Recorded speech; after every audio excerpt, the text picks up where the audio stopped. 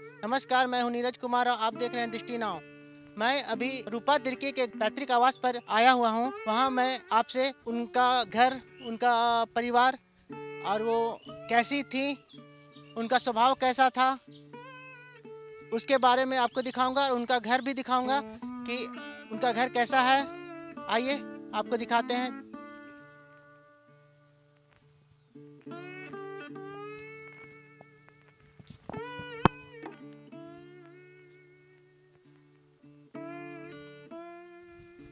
आप देख सकते हैं कि ये घर है रूपा तिर्की का। आइए,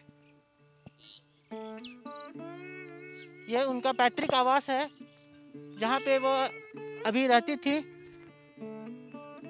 आइए, ये ये उनका घर है जहाँ पे वो रहती थी।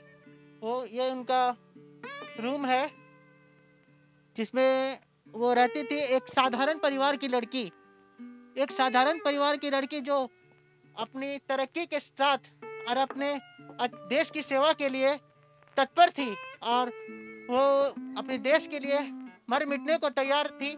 वो लड़की जो एक साहसी, एक तेज तर्रार लड़की थी। दृष्टि नाव इस मुहिम चला रहा है कि कैसे उस लड़की को इंसाफ मिले जो देश के लिए जी रही थी, देश के लिए काम कर रही थी, कुछ अच्छे केस को सुलझा रही थी। आइए,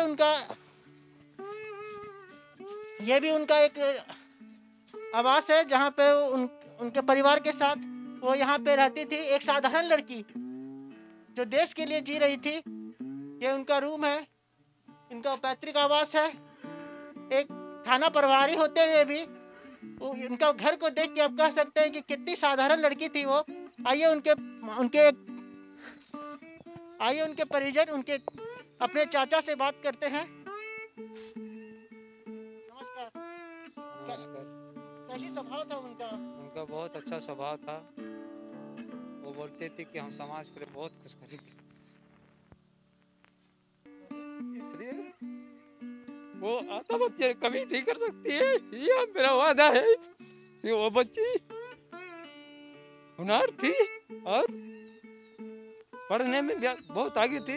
बोलती थी कि हम बहुत मेहनत करेंगे और इस समाज को सुधारने में पूरा सहयोग करेंगे, ऐसा बोलती थी। और जो लड़की मेहनत करती हो वो कभी आत्महत्या कभी नहीं कर सकती है। भले दुनिया कुछ भी बोले, मैं खुद बोल सकता हूँ।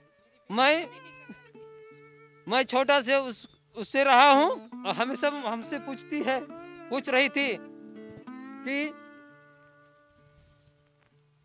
समाज के लिए क्या क्या करना पड़ता है। वैसा बोलती है तो हम बोले थे उनको कि समाज में बहुत तरह का लड़ना पड़ता है, गलत सही में। तो बोली हम लड़ेंगे, बोलती थी। वो कैसे आत्महत्या कर सकती है?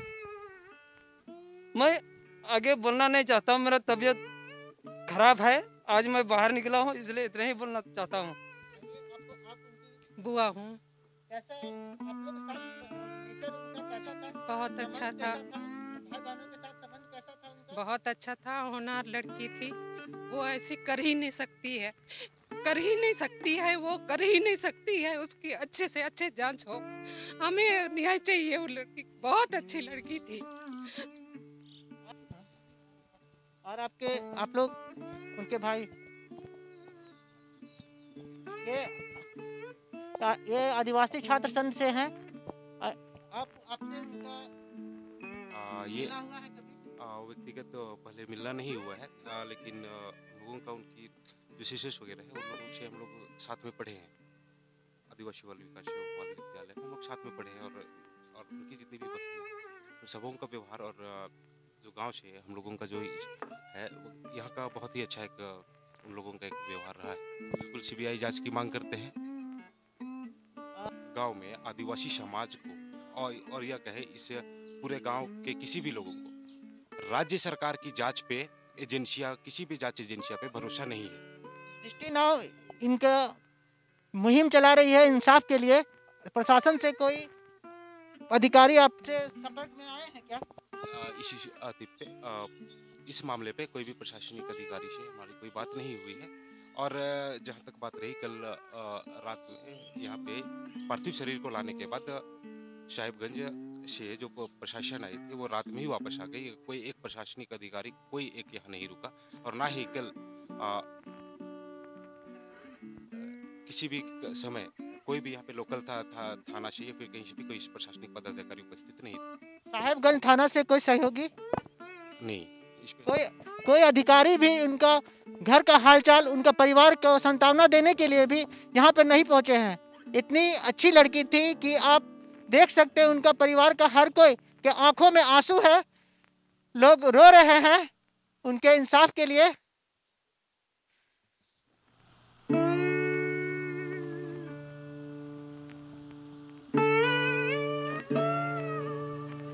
आपने देखा कि उनके परिवार के लोग कितने उदास हैं। दृष्टि नाव इस मुहिम में आगे बढ़ते रहेगी। ऋकिराज के साथ नीरज कुमार, दृष्टि नाव।